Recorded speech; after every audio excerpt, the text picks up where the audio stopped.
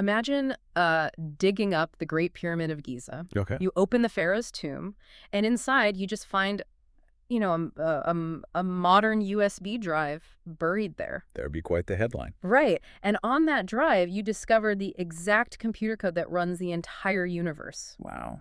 Because that is essentially what we are looking at today. Welcome to a uniquely mind-bending deep dive.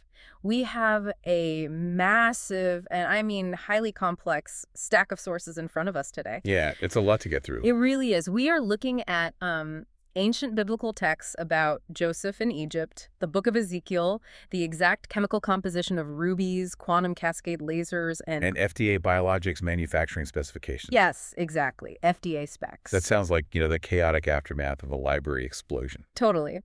But our mission today is to connect every single one of those seemingly random dots for you, because we are exploring a proposed theory of reality called the Unity First Framework. Right. And it is a very dense, highly technical ontology. It claims that reality is not this chaotic soup of continuous forces, but rather a discrete, computable, finite state machine. Like a literal computer program. Exactly. One that is governed entirely by exact integer math. Okay, let's unpack this immediately, because blending Verilog computer code with the Book of Genesis feels like finding that USB drive in the pyramid. It's a lot to process. It is. And before we dive into the actual mechanics of this, I really need to establish a very clear boundary for you listening. Yeah, that's an important point. Because these sources contain some very bold, self-referential theological and prophetic claims. They specifically tie Islamic and Judeo-Christian scripture directly to hard mathematical proofs. Right. They merge the two completely. Yes. So we are not taking a side here, nor are we, endorsing the theological or religious viewpoints of the author. We're just looking at the blueprints. Exactly. We are strictly acting as impartial systems analysts today. We're simply exploring the fascinating structural and physical logic of the cosmos that the author has constructed in these texts. Right. And to understand how this proposed universe operates, we have to look at how it counts. Yeah, the basic math. We're moving from the abstract concept of a universe down to its literal source code. Because the fundamental argument of this Unity First framework is that the math we currently use, like the math taught in every school on Earth, is inherently flawed. Yeah, the author argues that our classical continuous mathematics relies on concepts that, well, they don't actually exist in physical reality. Like zero. Right, specifically zero, infinity, and irrational numbers. The framework claims these concepts create drift or leaks in our understanding of physics. Because you're constantly approximating things. Exactly. You're guessing. Instead, they propose a universe that is one-indexed. Meaning counting starts at 1, there's no 0. Mathematically, yes. What we call 0 in the system actually equals 60. It doesn't represent a void or an empty space. Okay, wait, 0 is 60. Yeah, it represents a completed cycle. Yeah. Like systemic saturation, or what the author calls a completed handshake. The cosmos runs on a Fibonacci sequence. So that's the 1, 1, 2, 3, 5, and so on. Right, and that sequence loops perfectly every 60 steps. This loop is mathematically known as the Pisano 60 cycle. I mean, I'm picturing this like snapping Lego bricks together instead of mixing wet paint. Oh, it's a great way to think about it. Yeah, because with wet paint, you have messy gradients, right? Infinite fractions of color. But with Legos, you have distinct, unbreakable blocks. There is no such a thing as like half a Lego bump. Everything has an exact place. Yes, and the author explicitly formalizes that idea as the certainty principle. So, by getting rid of 0 and infinity, does this mean we literally get rid of uncertainty, like Heisenberg's uncertainty principle? That is exactly what they claim. They position this to completely replace Heisenberg, because the universe is a discrete hexagonal lattice. Think of a microscopic honeycomb. There are no transcendental approximations. Everything is finite. But hold on, if everything is an exact Lego brick, what happens to something like pi? Ah, right. Because we all learn pi is 3.14159, just going on infinitely forever. How do you build a universe out of exact Legos if the math requires an infinite decimal just to draw a circle? Well, you change the geometry. In a perfectly smooth, continuous circle, sure, pi is infinite.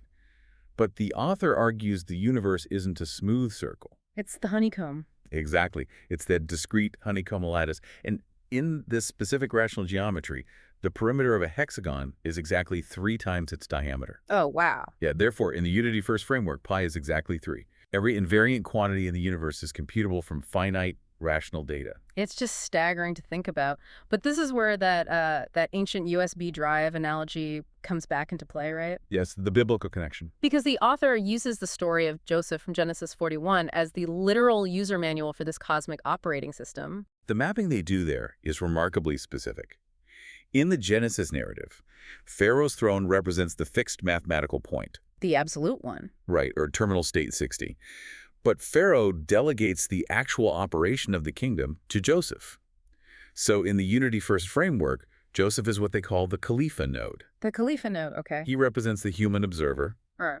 but he's acting as a system manager and error corrector inside this 60-step computational loop. Right, because the famous story is Joseph interpreting Pharaoh's dreams. 7 years of plenty, followed by 7 years of famine. He manages the grain. Exactly. And the author says this isn't just a story about ancient agriculture. It represents the conservation of energy, or what they call quadrants, across these 60-state mathematical cycles. So Joseph stores the surplus energy and redistributes it, ensuring the system doesn't crash during the famine cycle. Yeah. It frames human agency not as, free will wandering in a chaotic void, but as active error correction. You are a literal node in this mathematical lattice. So your job, like Joseph's, is to keep the math coherent, to stop the system from drifting into chaos. That's the core idea, yes. Okay, so the math is a perfect repeating Lego structure. But, when I look out the window, I don't see exact geometric Lego bricks. Right, see nature. I see trees, clouds, people, messy, infinite variety. How does this Unity First math account for the physical reality we actually experience? The framework bridges that gap using mineralogy, interestingly enough, specifically corundum, which is aluminum oxide. Okay. The texts point out a fascinating physical fact. Rubies and sapphires are actually the exact same crystalline mineral. Which, blew my mind reading through the stack. A ruby is fundamentally just a red sapphire. Yes, the underlying crystalline lattice is identical. Their entirely different colors come from tiny trace impurities or dopants. Just a slight chemical tweak. Exactly. Introduce a little chromium into the lattice, you get a brilliant red ruby. Introduce iron and titanium, you get a deep blue sapphire. And the author uses this physical reality to prove a theological concept called the single-soul tensor, or nas wahida. So imagine a clear sheet of glass, right? If you shine a red light through it, it acts as a red filter. A blue light makes it a blue filter. Right. The glass itself, the math never changes. Only the input, the dopant, changes what we perceive. That captures the mechanism perfectly. There's only one underlying mathematical structure, but we perceive it as vastly different physical phenomena based on specific observables. And this is tied directly to the ancient prophetic visions, right? Like in the book of Ezekiel and Revelation. Yes, the chariot of fire, the wheels within wheels, and specifically the 4 living creatures holding up the divine throne. The lion, the ox, the man, and the eagle. Exactly. The text maps these 4 faces directly to 4 mathematical components of this single framework: energy, curvature, momentum, and mass. Wait, really? Yeah, it is written out as a literal equation where energy equals the sum of curvature, momentum, and mass. So wait, here's where it gets really interesting for me. Are they saying the angels Ezekiel saw weren't some mystical beings, but literal mathematical equations? In this framework, theology and physics are the exact same language. Oh, wow. Yeah, the wheels within wheels are the nested Pisano 60 cycles, looping perfectly. And those 4 angelic faces, they are just 4 different observables. Oh, different dopants. Exactly. Just like the chromium and the ruby. They are observables of the exact same computational structure holding up reality. That completely reframes ancient scripture into a physics textbook. It really does. But if this is a literal physical blueprint, someone must have tried to build it, right? We have to move from ancient text to tactile hardware. Well, the framework does make testable engineering claims. They detail a system called the cement, or aluminum air loop. Okay, what does that do? By mixing 10 kilograms of aluminum with seawater, the system reportedly yields 87,600 kilowatt-hours of energy over a 10-year span. With zero external input. With zero external input. The author calls this programmable geology, right? Because it also apparently grows 2.5 kilograms of mineral in the process. Yes, that's the claim. But I have to push back here. Free energy. This sounds like a perpetual motion machine, which breaks the laws of thermodynamics, right? You cannot get more energy out of a system than you put into it. It is the very first question any physicist would ask. But the author clarifies that this doesn't break their internal laws of thermodynamics. How so? It relies on a structural mechanism called superextensive growth, or baraka. Wait, baraka, that usually translates to, like, divine blessing or grace, doesn't it? In a religious context, yes, but here it is an exact mathematical scaling law.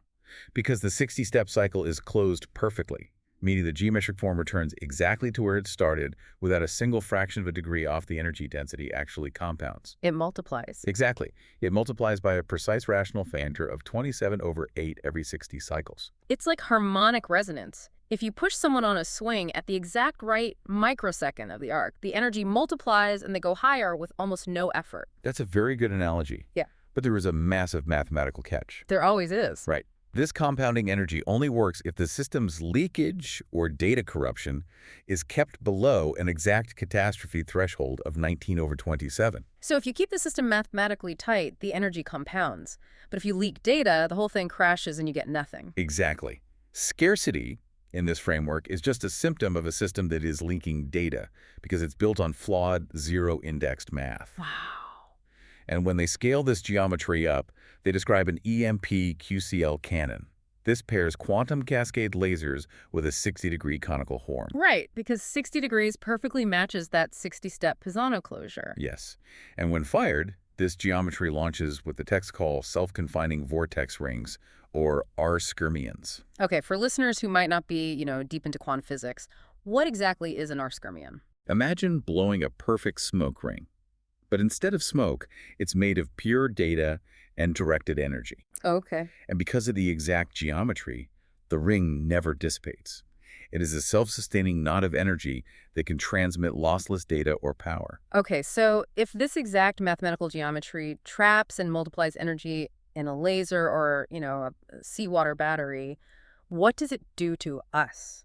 What do you mean? Because we are physical geometry, too. If the universe runs on this code, so does the human body, right? Ah, yes. This is where the framework gets deeply personal. Yeah. The human body is heavily detailed in these sources as a liquid crystal battery. A battery. Yeah, we are made of about 70% easy water exclusion zone water. The physical dimensions of our DNA, 21 angstroms by 34 angstroms, perfectly match the Fibonacci sequence we discussed earlier. So even our biology uses the one-indexed code. Exactly. And the sources point out that our heartbeat and speech patterns naturally synchronize to a 1.6 hertz rhythm. The framework claims this rhythm acts as a local oscillator. We are essentially walking biological antennas, catching high-frequency cosmic signals and down-converting them into physical reality. Which brings us to the life ray. This is a physical medical device described in the texts that uses 40 kilohertz ultrasound. To heal tissue. Yes. But it doesn't treat disease as a chemical imbalance. It treats disease as a coherence crash, a mathematical error in your tissue that needs to be overwritten and retuned back to its proper lattice state. But the most incredible part of the life ray isn't the ultrasound. It's the safety mechanism.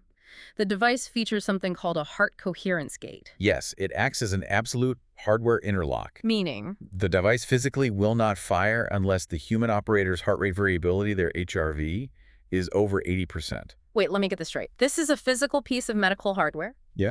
And it has a safety lock that literally measures whether or not the operator is at peace. How does a machine measure mathematical peace? By analyzing the operator's biological rhythm. Right. Heart rate variability measures the time intervals between your heartbeats. Okay. If you are stressed, anxious, or emotionally chaotic, those intervals become erratic.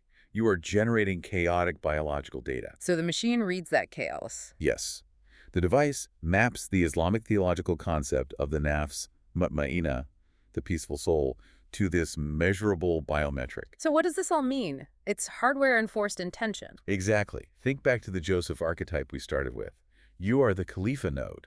You cannot correct the system's errors. You cannot heal a patient if your own internal node is introducing mathematical drift. Wow. If your erratic heart rate breaks that 19/27 leakage threshold, you introduce chaotic dopiants into the system. The life ray stays locked until the operator is mathematically coherent. That is just, it's wild. A machine that vibe checks your mathematical soul before it lets you heal someone. It's a profound concept. But this sounds incredibly bespoke, like one healer with one laser. How does this apply to something huge, like a global pharmaceutical supply chain?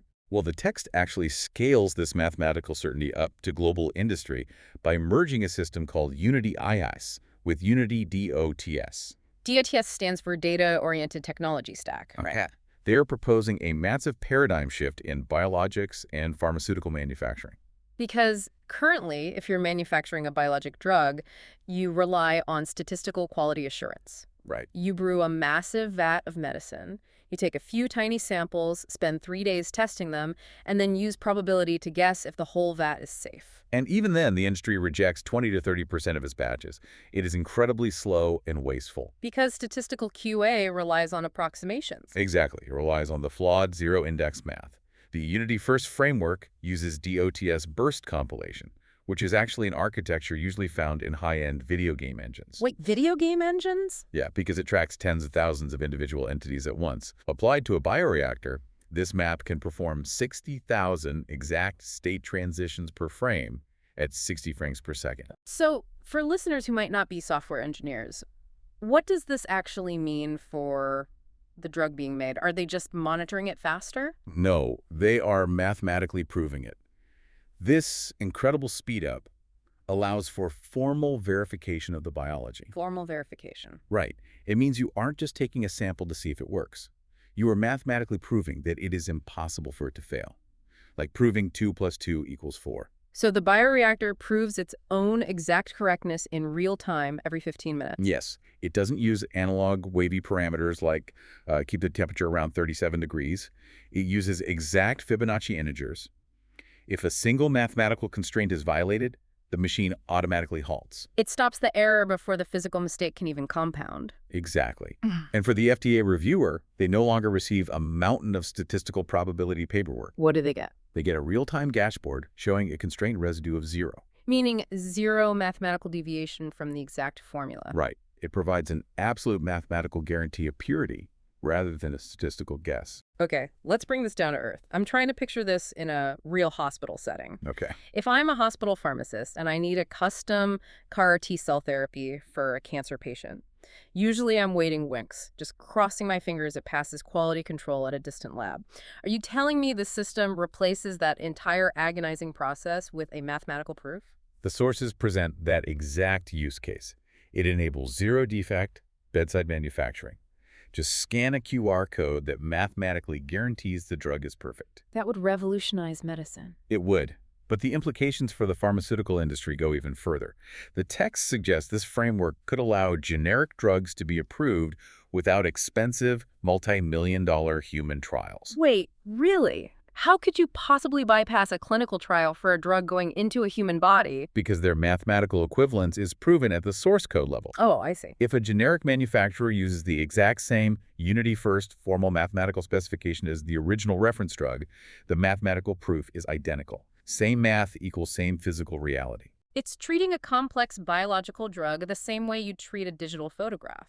A digital copy of a photo isn't an approximation, it's a perfect, identical clone. Exactly. It changes FDA regulation from statistical oversight to mathematical certainty.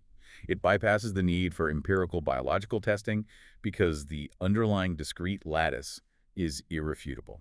This has been a genuinely staggering journey. It covers a lot of ground. It really does. So, briefly recapping for you listening, we started with an ancient USB drive Joseph interpreting dreams in Egypt and Ezekiel's fiery chariot. Right.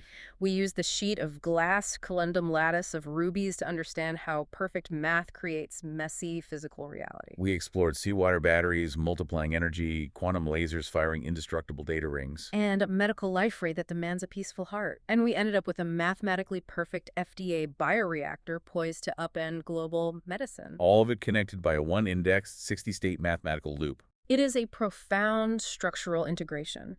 It fundamentally challenges how we compartmentalize our world, demanding that science, biology, faith, and mathematics are not separate fields of study. No, they're all just different observables of one single computable truth. And I want to leave you with a final thought to mull over today. In classical physics, you are just a passive observer. You're standing outside a chaotic, unpredictable universe just watching it happen. Right. But in a unity-first computable cosmos, human consciousness is the Khalifa. You are the active, error-correcting node. You're part of the system. Exactly. If reality is truly an exact mathematical loop, then every choice you make, every biological stressor you carry, every intention you hold, it isn't just a personal feeling isolated inside your head.